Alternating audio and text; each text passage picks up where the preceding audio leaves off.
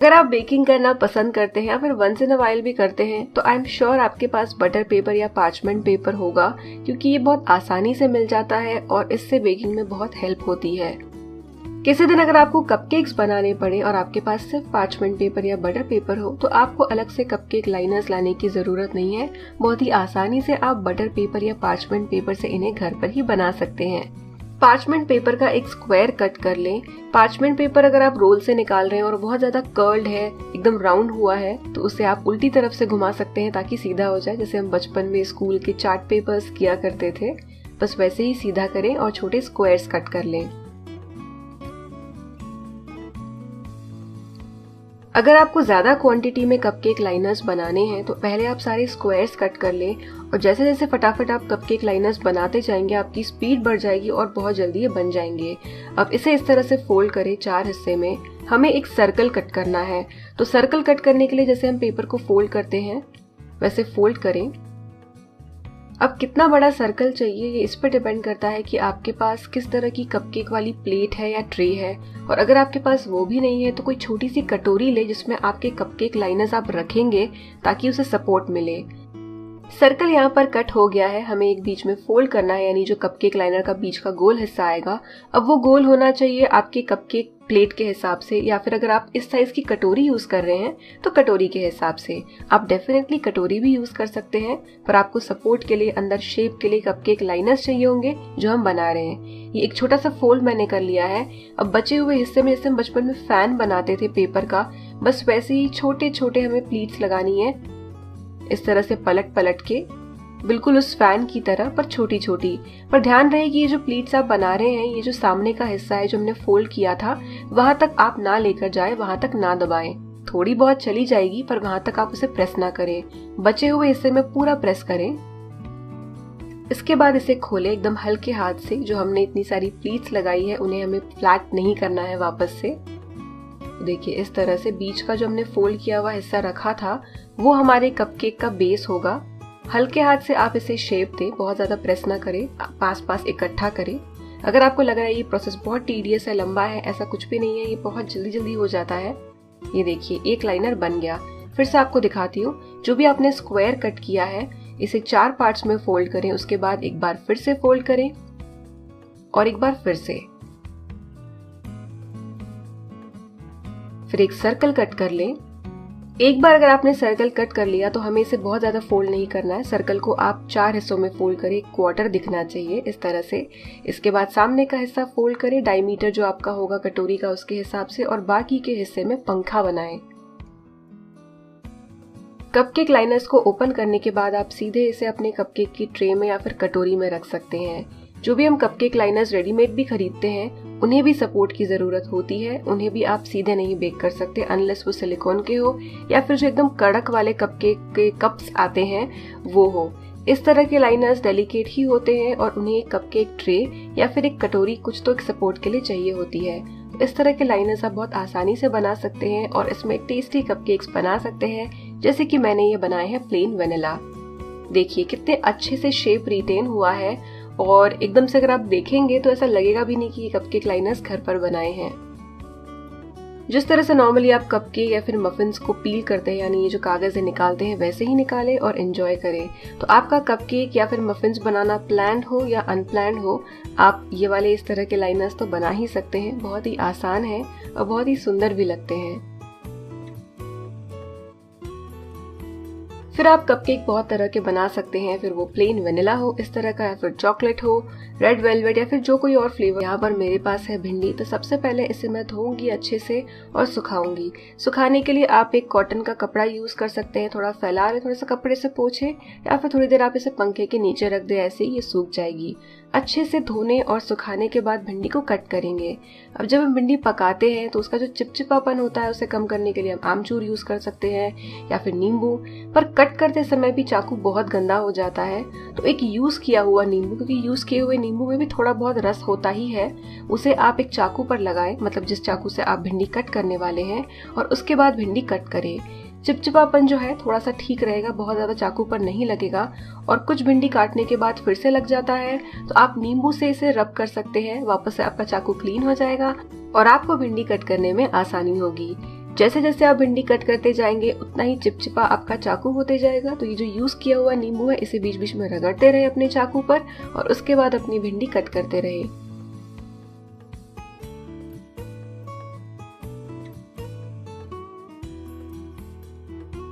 वो भी बहुत सारी रेसिपीज में यूज होती है, ऐसे ही सैलेड में भी यूज होती है, लेकिन इसे अगर आप चाकू से कट करने जाएंगे तो बहुत टाइम लगेगा और बहुत ध्यान रखना पड़ेगा। तो नॉर्मल आलू जो छीलने वाला पीलर होता है उसे भी ना यूज करें, एक पोटैटो स्लाइसर यूज करें। इससे क्या होगा कि जो भी आपके पत्ता गोभी से टाइट पकड़ के आप साइड वेज अगर इस तरह से घिसेंगे तो बहुत अच्छी पतली आपको पत्ता गोभी छल्लों में कटी हुई मिलेगी और बहुत जल्दी ये काम हो जाएगा आपका, और काफी आखिर तक आप पत्ता गोभी को इस तरह से कद्दूकस यानी ग्रेट कर पाएंगे। और ये देखिए अच्छे पतले पतले छल्ले बन गए हैं। अब स्पेशली किचन के अप्लायंसेस आजकल काफी ज्यादा डार्क कलर में आ रहे हैं जो बहुत सुंदर लगते हैं, और इसके ऊपर ये अलग ही तरह की धूल बैठ जाती है जो कि थोड़े छोटी छोटी धागों की तरह नजर आती है, और कपड़े से अगर पोंछने जाओ तो कपड़े की धूल और उन पर लग जाती है। तो मुझे ये एक क्लॉथ मिला जो कि लिंट फ्री है, ऐसा इस पे लिखा हुआ था, इसलिए मैंने इसे काफी ज्यादा ट्राई कर लिया है ऑलरेडी, और मैं आपके साथ शेयर कर रही हूँ कि इसे यूज करके आप बहुत आसानी से अपने मिक्सर को या ऐसे अप्लायंसेस को क्लीन कर सकते हैं जिसके ऊपर इस तरह की छोटी छोटी धूल बहुत ज्यादा दिखती है और कपड़े से पोंछने के बाद भी वो नहीं जाती जबकि बढ़ जाती है। तो ये स्कॉच ब्राइट ब्रांड से है, उनके अलग अलग वाइप्स हैं। तो ये वाला जो है इसके लिंक मैं आपको वीडियो के डिस्क्रिप्शन बॉक्स में दे दूंगी, और ये स्कॉच ब्राइट से स्पॉन्सर्ड वीडियो नहीं है। नॉर्मल रोज की सब्जी में अलग टेस्ट चाहते हैं लेकिन बहुत ज्यादा आपको उसके लिए कुछ करना नहीं है, कम समय में आसानी से करना चाहते हैं तो ये टिप आपके लिए है। तो सबसे पहले सूखी लाल मिर्च ले लें। यहाँ पर मैंने जो नॉर्मल तीखी वाली लाल मिर्च होती है वो ली है। यहाँ पर आप कश्मीरी या ब्याडगी ना लें, तीखी वाली लें। सबसे पहले इसकी स्टेम इस तरह से निकाल लें। नेक्स्ट हम मिर्ची को थोड़ा सा भूनेंगे। तो हल्की सी जो सीलन होती है मिर्ची में, जिस वजह से अगर आप इसे मोड़ेंगे ये टूटती नहीं है, वो सीलन निकल जाएगी, एक अच्छी खुशबू भी आ जाएगी। तो मीडियम आंच पर आप हल्का सा भुने, बहुत ब्राउन नहीं करना है, लाल जलाना नहीं है मिर्च को, बस वो हल्की सी करारी हो जाए। जब वो ठंडी हो जाए, ठंडी होने दें, उसके बाद मिक्सी में डालें और पल्स मोड पे या फिर स्लो मोड पे आप इसे दरदरा पीस लें। हमें इसकी बारीक पाउडर नहीं बनानी है, इस तरह की दरदरी पाउडर बनानी है। इस दरदरी पाउडर को आप अपने रेगुलर मसाले के डब्बे में रखें, और जहाँ पर आप लाल मिर्च पाउडर यूज कर सकते हैं, सूखी सब्जी, पराठे, जहाँ पर भी एज अ चेंज आप इस मिर्च की पाउडर को यूज करें, या फिर आप कॉम्बिनेशन भी कर सकते हैं, बहुत अच्छा स्वाद आएगा। जैसे कि एक सिंपल सी भिंडी की सब्जी मैं यहाँ पर बना रही हूँ। थोड़ा सा तेल और बारीक कटा हुआ लहसुन हल्का सा फ्राई करेंगे, फिर पतले कटे हुए आलू डालेंगे, हल्का सा नमक आलू के हिसाब से ताकि आलू में अच्छा स्वाद आए।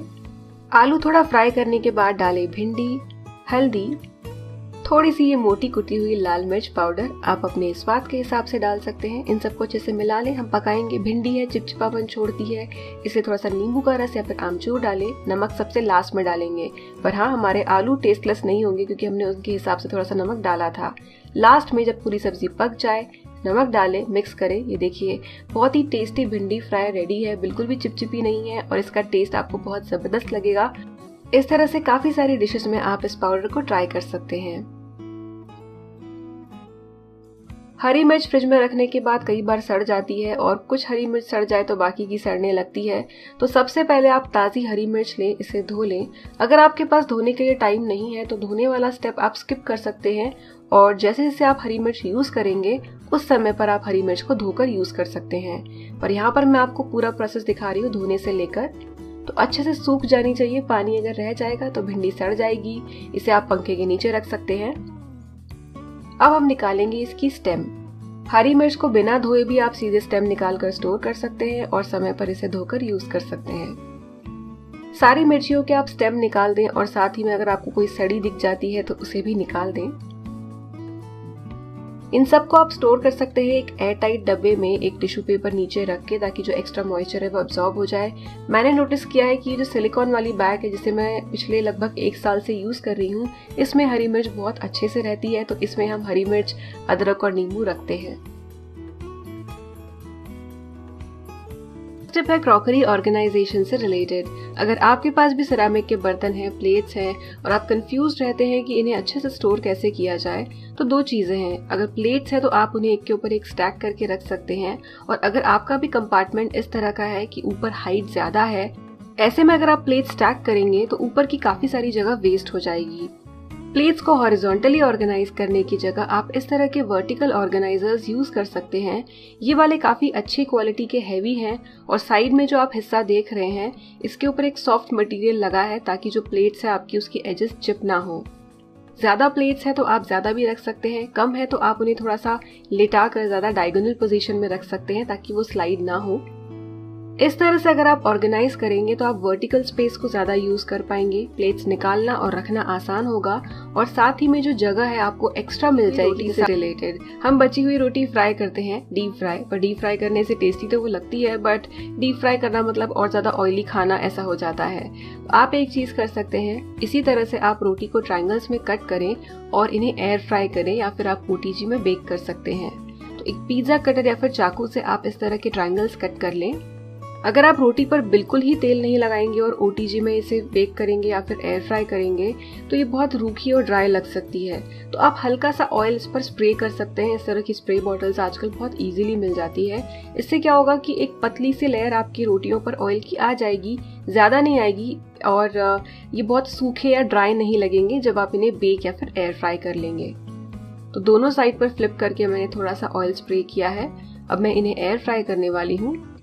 तो सबसे पहले मैंने नीचे एल्यूमिनियम फॉइल लगाई ताकि इसे साफ करने में बाद में आसानी हो, पर ये कोई ज़रूरी स्टेप नहीं है, ऑप्शनल है। इसके बाद इसमें सारी रोटियां मैं डाल रही हूँ। एक सिंगल लेयर बन नहीं सकती क्योंकि रोटी ज़्यादा है। तो ऐसे में आप क्या कर सकते हैं कि बीच में इसकी बास्केट निकाल कर एयर फ्रायर की रोटियों को मिक्स करें। 170 डिग्री सेल्सियस पर आप इन्हें 5 से 7 मिनट तक एयर फ्राई करें। बीच में चेक करें और फ्लिप करें ताकि पूरी तरह से ये ज़्यादा से ज़्यादा इवन हो सके। अब मसाला डालने से पहले मैं हल्का सा ऑयल स्प्रे कर रही हूँ, ज़्यादा नहीं, थोड़ा सा, सिर्फ इसलिए कि मसाला चिपक जाए। अगर आप मसाला कोई भी ऊपर से स्प्रिंकल नहीं कर रहे हैं तो आप ये स्टेप स्किप कर सकते हैं। लगने वाले हल्दी के दाग से रिलेटेड आप में से काफी लोगों ने पूछा भी है, पहले भी मैंने एक वीडियो में दिखाया है इससे रिलेटेड, इसकी क्लीनिंग से रिलेटेड टॉपिक। यहाँ पर मैंने हल्दी और तेल मिलाकर खुद दाग लगाया है डेमोन्स्ट्रेशन के लिए। जब भी हल्दी का कोई दाग क्वार्ट्ज पर लगता है तो पोंछने के बाद भी एक हल्का सा पीलापन रह जाता है। यहाँ ऊपर जो हल्दी और तेल की लेयर है उसे मैं साफ कर रही हूँ। इसे साफ करने के बाद भी एक पीलापन रह जाता है। कैमरे पर ये इतना नजर नहीं आ रहा है पर सामने एक पीलापन है जो काफी ज्यादा नजर आ रहा है और यही दाग हल्दी से या फिर मिर्ची से भी लग जाते हैं। तो मैंने पास्ट में सैवलॉन और मिस्टर मसल का भी स्प्रे यूज किया है। आज मैं सिर्फ का स्प्रे यूज कर रही हूँ। ये वीडियो स्पॉन्सर्ड वीडियो नहीं है। तो इस तरह के कोई भी स्ट्रॉन्ग किचन स्प्रे को यूज करके आप इस तरह के दाग क्लीन कर सकते हैं। स्प्रे करें, कम से कम 1 से 2 मिनट या फिर 10 मिनट आप इसे छोड़ दें। 10 मिनट सबसे बेस्ट होगा। इसके बाद जो नॉर्मल बर्तनों वाला स्क्रब होता है उस पर बर्तनों वाला लिक्विड लगाएं और हल्के हाथ से इसे स्क्रब कर लें। इस तरह से स्क्रब करने के बाद आप इसे पोंछ लें तो काफी अच्छे से आपके जो दाग है ये निकल जाएंगे।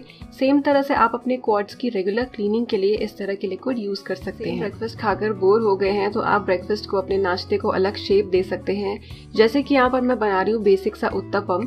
उत्तपम के मिक्सचर में यानी बैटर में मैंने डाला थोड़ा सा प्याज, टमाटर, नमक, थोड़े से चिली फ्लेक्स, आप चाहें तो ग्रीन चिली डाल सकते हैं। इन सबको मिलाकर इसका जैसा रेगुलर बैटर होता है वैसा ही बैटर यहाँ पर मैंने बनाया है। अब इसे आप अलग शेप ऐसे दे सकते हैं कि जो आपका वॉफल मेकर है, भले ही वो इलेक्ट्रिसिटी वाला हो या फिर इस तरह का गैस पर यूज करने वाला हो, उसे यूज करके आप उत्तपम बना सकते हैं। पहले आप अपने वॉफल मेकर में तेल या घी लगा लें, घी से और ज्यादा टेस्टी बनेगा। अब इसे मैं यहाँ पर गैस पर रख रही हूँ, पर अगर आपका इलेक्ट्रिसिटी वाला है तो आप इलेक्ट्रिसिटी वाला यूज करें। उत्तपम के मिक्सचर को वॉफल मेकर में डालें, हल्के हाथ से स्प्रेड करें और इसके बाद जैसे आप नॉर्मली वॉफल बनाते हैं, अगर आपका इस तरह का स्टोव टॉप है तो इसका ढक्कन क्लोज करें और दोनों साइड से फ्लिप करके इसे पकाएं। और इलेक्ट्रिसिटी वाला है तो बस ऑन कर दें और वॉफल बना लें। अगर आप इसे गैस पर बना रहे हैं तो फ्लेम को मीडियम टू हाई रखें। लो फ्लेम पर बनाएंगे तो बस आप बनाते रह जाएंगे, ये बनेगा नहीं। तो मीडियम या मीडियम टू हाई। और लास्ट में मैं लगा रही हूँ घी, क्योंकि इससे बहुत टेस्टी ये लगता है उत्तपम जो होता है, फिर वो वॉफल के शेप में हो या नॉर्मल। इसमें एक फायदा है कि जो ये बीच की स्पेसेस है यहाँ पर ये उत्तपम बहुत अच्छा क्रिस्पी हो जाता है। तो इसके ऊपर आप एज स्प्रेड आपकी जो आलू की सब्जी है वो लगा सकते, जो भी आप इसे बोलते हैं। इसका सीजन अब आ गया है और इसकी काफी सारी रेसिपीज भी बनती है, जैसे कि रबड़ी, आइसक्रीम, मिल्क शेक। रेसिपी में यूज करने से पहले हमें सीड्स को यानी बीज को पल्प से अलग करना पड़ता है। इसके अलग अलग तरीके हैं। आप एक चलनी ले सकते हैं और पूरे पल्प को उसके ऊपर मैश कर सकते हैं, या फिर आपका जो नॉर्मल मैनुअल चॉपर है उसमें अपने सीताफल के पूरे पल्प को बीज के साथ डाल दें इस तरह से। अच्छा पका हुआ सीताफल लें। उसके बाद जिस तरह से आप नॉर्मल चॉपिंग करते हैं वैसे ही अपने चॉपर का ढक्कन लगाएं और इसे खींचे कुछ देर तक। आप बीच में चेक कर सकते हैं कि क्या बीज अलग हुए हैं या नहीं, तो कोई फिक्स टाइम नहीं है, 10 से 15 सेकंड में भी ये हो जाएगा अगर अच्छे से पका हुआ सीताफल है। तो रेसिपी में यूज़ करने के लिए आपको पल्प चाहिए, बीज आप निकाल दें। वैसे रेसिपी में नहीं यूज़ करना हो, ऐसे ही खाना हो, तब भी आप पल्प अलग कर ही सकते हैं। पर स्पेशली जो रबड़ी, आइसक्रीम, कुल्फ़ी जो भी रेसिपीज़ होती हैं उनके लिए ये बहुत ही क्विक और आसान स्टेप है। बोर्ड्स आजकल घरों में बहुत कॉमन है, आमतौर से वुडन यानी लकड़ी वाले होते हैं। अगर आप ऐसे एरिया में, ऐसे रीजन में रहते हैं जहाँ ह्यूमिडिटी ज़्यादा है, तो जो लकड़ी वाले चॉपिंग बोर्ड्स हैं उन्हें धोने के बाद वो जल्दी सूखते नहीं हैं। ऐसे में उनके ऊपर बैक्टीरिया हो सकता है या फिर फंगस, मोल्ड लग सकता है। ऐसे में आप स्टेनलेस स्टील का चॉपिंग बोर्ड यूज़ कर सकते हैं, क्योंकि इस पे चॉपिंग करने के बाद आप इसे धोकर पोंछ कर रख सकते हैं और कोई चिंता नहीं है कि मॉइस्चर या फिर नमी से ये खराब हो जाए। वैसे अगर आप ह्यूमिड एरिया में नहीं रहते हैं तब भी आप ये वाला चॉपिंग बोर्ड यूज़ कर ही सकते हैं, बट इन दैट केस आप बहुत ही कंफर्टेबली लकड़ी वाला भी यूज़ कर सकते हैं। स्टेनलेस स्टील के चॉपिंग बोर्ड पर भी स्क्रैचेस आते हैं, मिनिमल जितने वुडन वाले पर भी आते हैं, बट डेफिनेटली ये बेटर है प्लास्टिक से। और अगर आप नॉनवेज इस पर चॉप करते हैं तो वुडन बोर्ड पर जो बैक्टीरिया होता है वो काफ़ी अच्छे से जम जाता है, उसे निकालना आसान नहीं होता है, स्पेशली अगर आपके यहाँ धूप ना हो। तो ऐसे में आप ये इस तरह का बोर्ड यूज़ करेंगे तो आपको इसे धोकर सुखा कर रखने में भी आसानी होगी। पराठे जैसे कि मेथी का पराठा, पालक का पराठा या फिर स्टफ्ड पराठे, इन सब में मसाला, मिर्च, ये सब चीज़ें होती है तो ये बहुत टेस्टी लगते हैं। लेकिन अगर आप अपने प्लेन पराठे में एक अलग स्वाद चाहते हैं और प्लेन पराठा ही खाना ज़्यादा पसंद करते हैं तो एक चेंज की तरह आप इसमें एक चीज़ ट्राई कर सकते हैं। तो सबसे पहले जैसे आप पराठा बनाते हैं, फिर वो भले ही गोल हो, ट्रायंगल हो, स्क्वायर हो, उस पराठे को बना ले, सेक ले। सेकते समय घी या फिर तेल का यूज़ करें, इससे पराठे काफ़ी अच्छे बनते हैं। तेल से ज़्यादा सॉफ्ट बनेंगे, घी से ज़्यादा खस्ता बनेंगे। तो तेल या घी आप अपने टेस्ट के हिसाब से चूज़ करें। जब आपका पराठा गर्म होगा, यानी उसके ऊपर लगा हुआ तेल या फिर घी अभी भी उसमें एब्जॉर्ब नहीं हुआ होगा, तो आप इस पराठे के ऊपर डाल सकते हैं थोड़ा सा चाट मसाला। चाट मसाले की वजह से आपका जो हमेशा का प्लेन पराठा है ये काफ़ी टेस्टी लगेगा, आपको एक चेंज भी मिल जाएगा। सिर्फ चाट मसाला ही नहीं, पर मसाले जैसे कि पेरी पेरी मसाला या फिर इस तरह के जो रेडी मिक्स मसाले होते हैं जिनमें नमक भी होता है, ऐसे मसालों को आप ऊपर से स्प्रिंकल करें, आपका सिंपल पराठा और भी एक लेवल टेस्टी हो जाएगा। नेक्स्ट स्टेप है गैस स्टोव से रिलेटेड।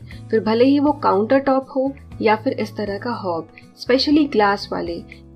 कई बार ऐसा होता है कि इन कुकटॉप्स की सफाई करने के बाद जो कपड़े का निशान है, फिर आपकी सफाई के टाइम पे आपने पानी यूज़ किया हो, जो भी चीज़ यूज़ की हो, उसके निशान आपके कुकटॉप पर रह जाते हैं। वो अच्छे नहीं लगते। उससे ग्लास की या फिर अगर आपका स्टील का भी कुकटॉप है तो उसमें एक शाइन जो आती है वो नहीं नज़र आती है।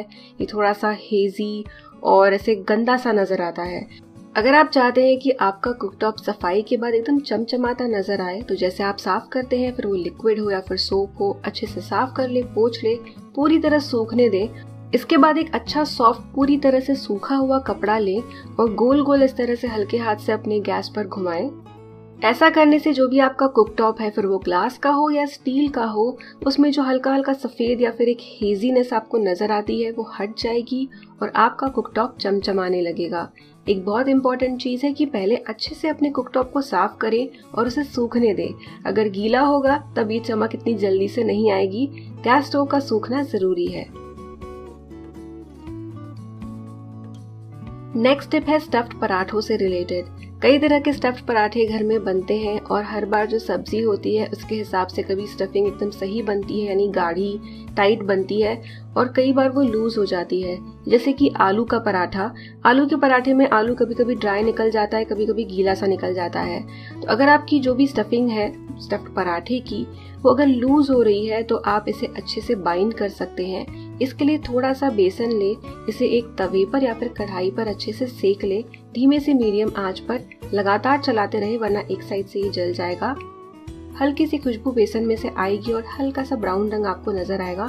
तुरंत गैस बंद करें, इसे एक बर्तन में ट्रांसफर करें। बेसन ठंडा हो जाने के बाद जो भी आपकी थोड़ी सी ढीली सी लूज सी स्टफिंग है उसमें इसे डालें। यहाँ पर मैं कॉर्नफ्लावर या मैदा इसलिए यूज नहीं कर रही हूँ क्योंकि स्टफ्ड पराठा है, अंदर कच्चापन रह सकता है और बेसन का खुद का स्वाद बहुत अच्छा होता है और पराठों में ये बहुत बढ़िया लगता है। तो बेसन एक बहुत अच्छा ऑप्शन है स्टफिंग को सही करने का। इस तरह से आप अपना काम आसान कर सकते हैं। नेक्स्ट टिप है धनिये की चॉपिंग से रिलेटेड। धनिया अच्छे से धो ले और जितना अच्छे से आप इसका पानी सुखा पाएंगे आप अच्छे से चॉप कर पाएंगे। पर अगर आपको बारीक चॉप धनिया चाहिए और आपको चाकू से इतने आसानी से इसे चॉप करना नहीं आता है तो मोटा मोटा इसे चॉप करने के बाद एक पिज्जा कटर ले और आगे पीछे इस तरह से कटर को चलाएं। कटर अच्छा शार्प होना चाहिए, इससे आपका धनिया बहुत अच्छे से बारीक चॉप हो जाएगा। अगर आपका धनिया धोने के बाद पूरी तरह से सूख गया है तो ये चॉपिंग और भी अच्छी होगी।